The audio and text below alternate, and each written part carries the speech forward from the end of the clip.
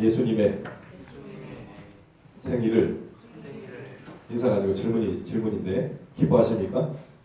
옆 사람 보면서 한번 물어보세요. 기뻐하십니까? 아멘. 우리 선생님은 아멘이라고 하셨는데 우리 희목이도 아멘 했죠, 그죠? 잘했어요.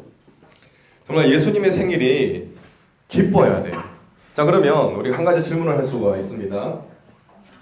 예수님이 태어나셨거든요, 그죠? 태어나셨어요. 그런데 그 예수님의 태어나심이 내가 안 기쁘면은 어떤 문제가 있느냐? 예수님하고 나하고 관계가 없는 거예요. 그렇기 때문에 기쁘지 않은 겁니다. 자, 예를 들어 볼게요. 물론 인생의 행복이 성적순은 아니겠지만 그냥 예를 드는 겁니다. 자, 제가 한 20몇 년 전으로 돌아가서 고3이야. 고3이라 가지고 시험을 쳤어. 서울대 합격했어. 나는 엄청 기뻐가지고 합격했어 그러는데 옆에 있는 철수는 안 기뻐. 왜냐면 관계가 없기 때문에. 근데 본인은 관계가 있잖아요, 그죠? 내가 가는 거기 때문에 엄청 기쁘다는 거죠. 예수님의 태어나심도 마찬가지입니다. 예수님의 태어나심이 나와 깊은 관계가 실질적으로 있어. 근데 그것이 깨달아지면은 기쁨이 있는 거죠. 그런데 그 깨달음이 없다. 그럼 전혀 기쁘지 않습니다. 그렇기 때문에 우리가 목사님이 예수님의 이 태어나심이 기쁘십니까? 라고 질문을 했던 거죠. 자, 오늘 우리 예수님, 오늘 성탄주일이고 수요일 되면 성탄절이거든요. 그래서 우리 예수님에 대해서 조금 더 깊이 생각을 해보도록 하겠습니다. 오늘 말씀의 이야기는 어떤 이야기냐면은 정말 놀라운 겁니다. 뭐냐면은 하나님, 모든 것을 다 지으신 하나님이 인간의 뱃속으로 오셨다는 거거든요. 그리고 실질적으로 사람으로 태어나셨어요. 사람처럼 태어난 게 아니라 사람으로 어떻게 하셨다고요?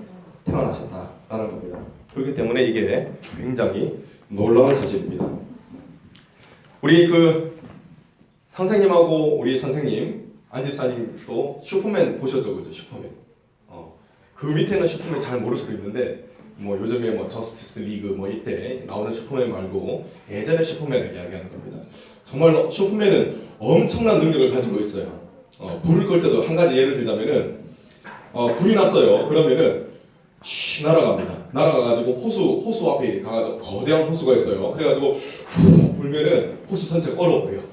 그래서 얼어버린 이 호수, 얼음이죠, 그죠? 거대한 산만한 얼음 덩어리를 그대로 들어가지고 그 화재가 현장으로 슉 날아갑니다. 날아가가지고 그래서 레이저로 녹여버리는 거지. 그러면 물이 되는 거지고 비가 확 떨어지는 거예요. 그래서 이 불을 다 꺼버릴 정도로 굉장한 능력의 소유자가 슈퍼맨이다. 만들어낸 인물이지만 아무튼 엄청난 능력의 소유자가 슈퍼맨이다라는 거죠. 근데 우리 하나님 한번 생각해 봅시다. 상상 속으로 만들어낸 이 슈퍼맨이라는 인물이 실존한다 생각한다면은 정말 엄청나죠. 그런데 여러분, 하나님이라는 존재는 여러분이 무엇을 상상하든지 그 상상 이상으로 강력하십니다. 모든 것을 하실 수 있는 그분이 바로 하나님이라는 거죠. 그런데 그 하나님이 인간의 보살핌을 받는 어린아이로 태어나셨다는 거예요. 제가 놀랍다는 사실은 이 부분이 놀랍다는 겁니다. 가장 강력한 분이 가장 약한 존재로 태어나셨다는 겁니다. 오늘은 그 이야기를 담고 있습니다. 여러분, 역사에 대해서 잘 모르더라도 로마라는 나라는 잘 아실 거예요. 로마 들어봤어, 안 들어봤어? 들어봤어요. 들어봤지? 야, 쿵짝이 안 맞는구나. 로마 들어봤죠, 그죠? 로마라는 아주 강력한 나라가 있었습니다. 그런데 오늘 말씀에 등장하는 사람 누구냐면은 가이사 아구스도라는 사람이 등장합니다. 자, 아구스도, 이게 뭐지? 근데 역사적으로는 어떤 인물로 알려져 있냐면은 아우구스투스라는 인물입니다. 이 사람이 굉장한 그런 뭐라고 해야 되나 카리스마가 있어요. 그래서 로마를 강력한 나라로 만든 사람이 아우구스투스라는 그러한 사람입니다. 근데 여러분, 나라가 강력해지려면 뭐가 필요할까? 뭐니 해도 돈이 필요하겠죠, 그죠? 돈이 필요해가지고 강력한 나라를 만들기 위해서 세금을 한 푼이라도 더 걷어야 되겠다. 이런 정책을 발표를 합니다. 근데 그 당시 로마는 여러분, 이 황제가 엄청난 힘을 가지고 있었거든요. 그래서 황제가 뭐라고 하면은 무조건 따라야 돼. 자, 이 세금을 걷기 위해서 어떤 명령을 내리냐면은 모든 사람들이 다 호적하라, 그러니까 다 이제 호적 신고를 해라는 겁니다. 신고. 그래서 이제 지금까지 호적에 올라가 있지 않은 사람들은 세금을 안 내도 되거든요. 그런데 호적에 올라갔다 그러면 세금을 어떻게 해야 될까? 반드시 내야 되겠죠. 그러니까 호적을 등록하라라고 한 겁니다. 그런데 여러분 이스라엘은 그 당시에 어떤 상태였냐면은 로마의 식민지였습니다. 로마의 식민지 엄청나게 많았거든요. 근데 그게 식민 백성들까지도 다 호적을 등록하라라고 정말 명령을 내렸어요. 그러니까 어떤 일이 벌어지느냐? 호적은 그냥 요즘에 우리는 가까운데 뭐 동사무소나 읍사무소나 이런 데 가서 뭐 등록을 할 수가 있잖아요. 그죠? 아니면 뭐 시청에 간다든지. 그런데 이 당시는 자신이 태어났던 장소에 가야 됐어요. 여러분 제가 어디 사람인 것 같습니까? 자, 도를 말씀해 보세요. 도. 경기도? 고마워. 고마워. 시간을 잘 이렇게 해줬어. 네, 제가 경상남도 사람이거든요. 마산 출신입니다. 그래서 만약에 그 식으로 호적을 등록하러 이렇게 간다면 저는 마산으로 가야 돼요. 이해가 되시죠? 자, 이 당시에 그 마리아, 예수님의 어머니, 육신의 어머니 마리아와 그 남편 요셉이라는 사람이 있었습니다. 그때 이제 호적을 등록하라는 명령이 떨어졌거든요. 그래서 그 사람들은 지금 어디에 살고 있었냐면은, 자, 보세요. 저를 보세요. 반짝반짝. 저를 보세요. 이스라엘의 북쪽에 갈릴리라는 곳에 살고 있었습니다. 갈릴리. 그런데 이 요셉이라는 사람은 어디가 고향이냐? 따라해 봅시다. 베들레헴. 베들레헴이 고향이었어요. 자, 갈릴리가 여기라면은, 야, 지도 그냥 그려보세요. 여기라면은 베들레헴은 쭉 밑으로 내려가야 돼요. 무슨 말인지 알겠죠? 그래서 남쪽에 베들레헴이 있다는 겁니다. 그래서 남쪽으로 걸어갔어야 돼요. 자, 근데 문제는 뭐냐? 저같이 뭐 우리 희절 형제 같이 건강한 사람이 이렇게 많이 걸어가는 건 전혀 문제가 되지 않습니다. 그죠? 다리가 좀 아플 뿐이지 금방 풀려요. 근데 뭐가 문제냐면은, 자, 이 당시 호적을 등록하기 위해서 이동하는 이 당시에 요셉과 마리아가 같이 이동을 해야 됐거든요. 근데 요셉은 그냥 건장한 남성입니다. 그러면 마리아는 여성이라는 거죠. 그런데 홀몸이 아니었어. 임신하고 있었는데 그것도 임신 거의 말기, 애가 이제 말랑말랑하는 그런 상태에서 갈릴리에서 베들레헴으로 이동해야 된다는 겁니다. 엄청난 거리예요. 엄청난 거리. 자, 이동해야 되는데 더 어려운 것은 무엇이냐면은, 여러분 봅시다. 자, 2장 5절 말씀. 2장 5절 말씀 함께 읽겠습니다. 시작. 그 약혼한 마리아와 함께 호적하러 올라가니 마리아가 이미 잉태하였더라. 자, 여러분 상식적으로는 북쪽에서 남쪽으로 이동하면은 올라간다고 표현합니까? 내려간다고 표현합니까? 내려간다고 표현하죠, 그죠? 근데 분명히 갈릴리가 북쪽이고, 집중해야 돼요. 베들레헴은 어디? 남쪽이에요. 그러면 내려간다라고 해야 되죠, 그죠? 근데 성경에는 뭐라고 표현하고 있습니까? 올라간다. 자, 우리가 여기서 이스라엘 사람들의 이 사고방식, 생각방식을 우리가 이해를 해야 됩니다. 자, 뭐냐면은 북쪽이냐 남쪽이냐에 따라서 올라간다 내려간다 이렇게 표현하는 것이 아니라, 이스라엘 사람들은 그 지대의 높고 낮음을 그것에 따라서 올라간다 내려간다 이렇게 표현을 해요. 그러니까 뭐냐면은 예루살렘이, 여러분 자, 잘 보세요. 갈릴리 쭉 내려가다 보면 예루살렘이 있어요. 그 다음에 그 약간 밑에 베들레헴이 있어요. 자, 그려졌죠? 자, 그러면은 예루살렘이 어떤 곳이냐면 산이에요. 아주 커다란 이런 산이 있는 곳이 바로 예루살렘입니다. 이해됐죠? 그러니까 어떤 지형이냐면은 북쪽에서 남쪽으로 내려가는 것 같지만 지형적으로 보면은 여기가 이제 갈릴리예요. 근데 예루살렘으로 계속 오르막길 내리막길, 어디? 오르막길이라는 겁니다. 오르막길. 자, 임산부가 짐승을 탄다 하더라도 오르막길로 계속 올라가는 거. 몇백 킬로미터를 올라간다. 상상만 해도 끔찍하죠. 엄청난 힘든 여정이었습니다. 이런 여정 끝에 어디에 도착했다? 베들레헴에 도착했다는 겁니다. 베들레헴. 호적을 하려고 도착을 했어요. 근데 도착을 해보니까 밤이 된 겁니다. 밤이 되니까 여러분 밖에서 잘 수 있어요? 없어요. 그래가지고 잘 곳을 찾았는데 빈 방이 없더라는 겁니다. 빈 방이 도무지 없는 겁니다. 그래서 막 찾아 헤매다가 겨우겨우 이제 짐승의 우리, 거기에 이제 좀 바람을 피할 수가 있잖아요. 그래서 그곳 한 장소를 발견을 해가지고 부탁을 해서 그곳에서 하룻밤을 이제 지나기로 했습니다. 근데 문제가 뭐냐? 거기서 예수님이 태어나셨다는 겁니다. 무슨 말인지 알겠죠? 빈 방이 없어가지고 짐승의 우리에 가셨고 거기서 예수님이 태어나셨다는 겁니다. 그리고 예수님이 아기 예수님이 태어나셨어요. 근데 그 예수님이 처음 누웠던 장소가 어디냐면은 우리가 말구유로 알고 있죠. 말구유. 뭐 성화 보면은 야 엄청나게 이 마구간이 그려져 있는데 깨끗하게 보이죠. 깨끗하게 보이고 말구유도 엄청나게 깨끗하고 아늑해 보여. 근데 실제로 그랬을까? 정확하게 표현할게요. 이스라엘 사람들은 말을 그렇게 안 타고 다녔어요. 그게 짐승이에요. 낙타, 뭐 이런 것들, 양 이런 얘네들이 머물고 있는 그런 짐승의 우리라는 겁니다. 그러면 예수님이 누우셨던 이 장소는 무엇이냐? 뭐 말구유라고 하기보다는 따라해 봅시다. 짐승의 먹이통. 깨끗할까? 안 깨끗합니다. 물론 깨끗하게 닦았겠죠. 여러 번 닦아도 짐승의 밥통으로 계속적으로 사용되었던 그 장소에 아기 예수님이 태어나셔가지고 이제 누이셨다라는 겁니다. 엄청난 이야기입니다. 지금 여러분 전능하신 모든 것을 하실 수 있는 뭐 슈퍼맨하고 비교 안 되는 그 전능하신 하나님이 인간으로 오셨죠. 아주 약한 보살핌을 받아야 되는 인간으로 오셨습니다. 그리고 왕으로 태어나신 것이 아니라 아주 가난한 요셉이라는 사람의 아들로 태어나셨습니다. 그리고 누웠던 장소도 짐승의 먹이통이야. 여러분 그림이 그려지십니까? 정말 높으신 분이 계속 낮아지셨죠. 낮아지시고 낮아지셨다라는 겁니다. 그렇게 낮아지셔가지고 무엇을 하셨느냐? 자, 손 한번 오른손 한번 들어봅시다. 오른손. 내 가슴에 손, 내 심장에 있는데 손.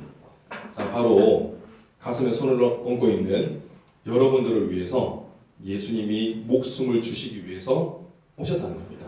자, 고백합시다. 예수님은 나를 위하여, 나를 구원하시기 위하여 오셨다. 아멘. 이제 손 자유롭게 하셔야 됩니다. 자, 이게 팩트라는 겁니다. 팩트. 이 사실이 깨달아지면은 우리가 기쁠 수밖에 없어요.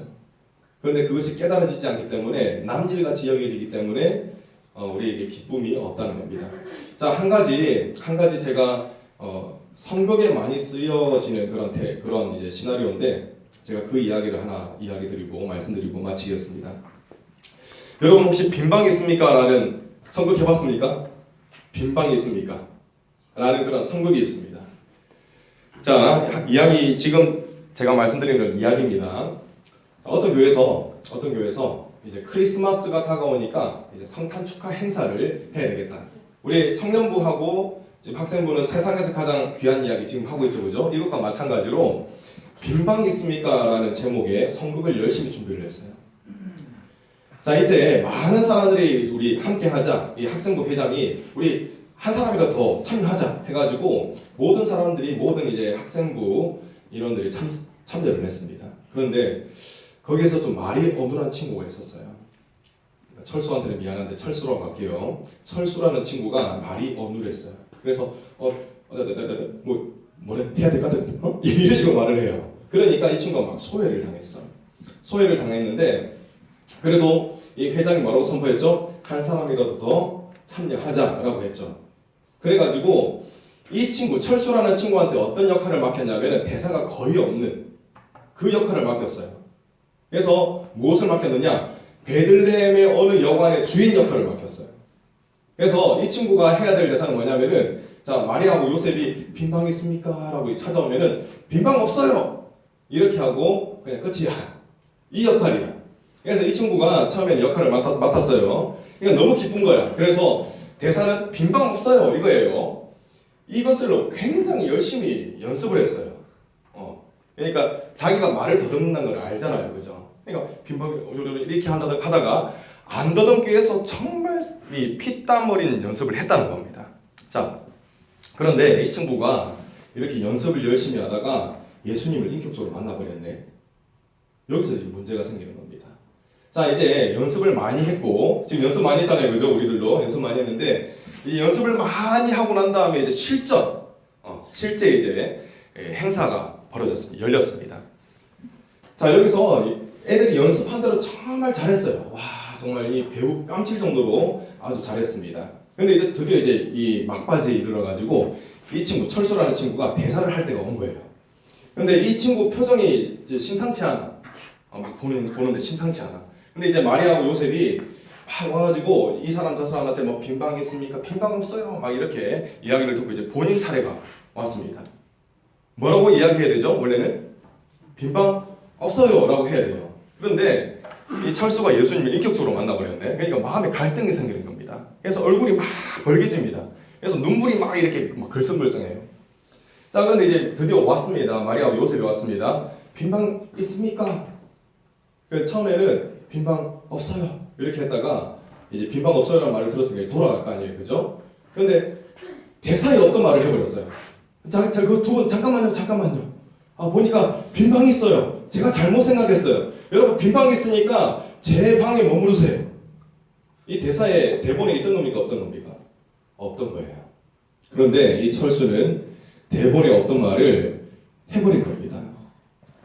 그래서 이 철수라는 친구는 다른 친구들로부터 질타를 받았어요. 왜 그랬냐? 그런데 철수가 이렇게 할 수밖에 없었던 이유가 무엇이었느냐? 예수님을 인격적으로 만났기 때문에 그렇습니다. 예전에는 예수님이 그냥 딴 나라 사람이었습니다. 나하고 관계가 없는. 그런데 예수님이 나를 죄에서 구원하시고 나에게 영원한 생명을 주시기 위해서 자신의 생명을 주셨다는 것이 깨달아진 거예요.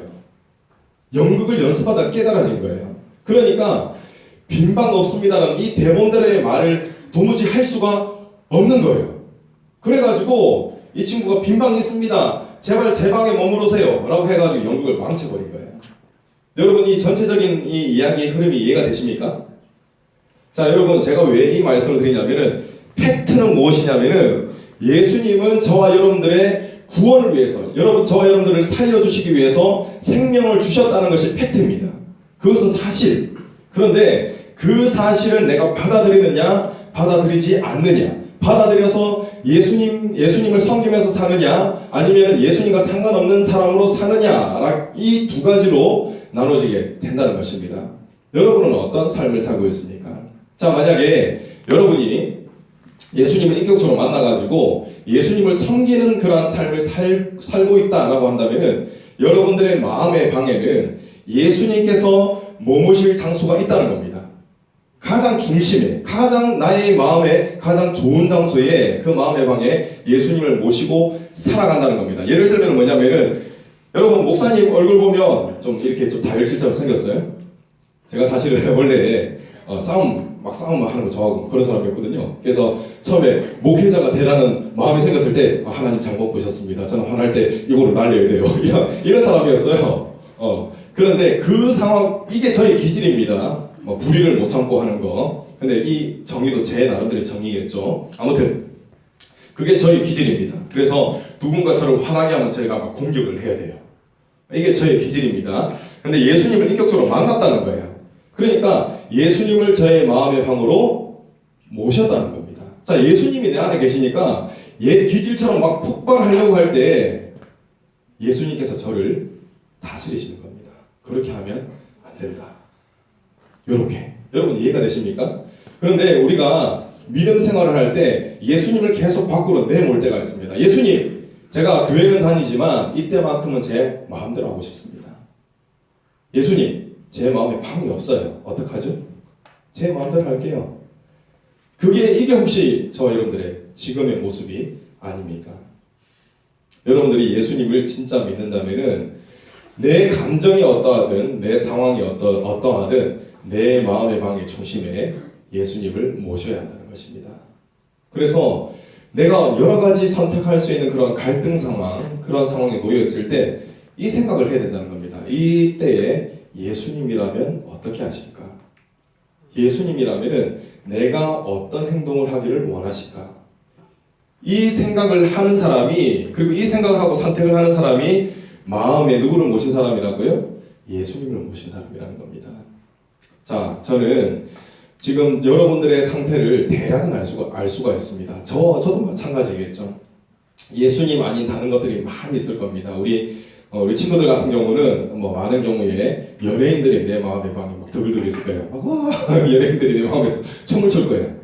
우리 청년들 같은 경우는 또 많이 또 여러 다양할 겁니다. 돈 벌 생각, 물론 돈은 벌어야 됩니다. 근데 예수님 없이 돈 벌 생각, 그리고 예수님 없이 내가 어떻게 좋은 직장에 들어가고 좋은 이성을 만나고, 그런 생각을 하면은 예수님이 머물 공간, 방이 없다는 것입니다.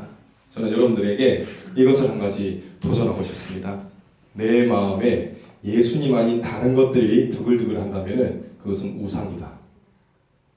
신이시여 이렇게 빈다고 온 것을 만들고 빈다고 우상이 되는 것이 아니라 예수님 외에 다른 것들로 가득한 그 모든 것이 우상이라는 겁니다.